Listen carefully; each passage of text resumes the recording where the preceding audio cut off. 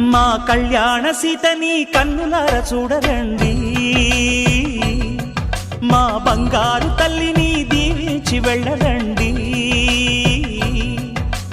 జానకమ్మ చెయ్యి పట్టు జాన ఇంక ఎవ్వరంట, రఘురాముడే.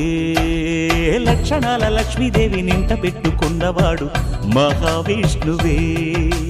చల్లరో చల్లరో జాజి పూల చందనాలు, మల్లెపూ బంతుల మంగళాలు.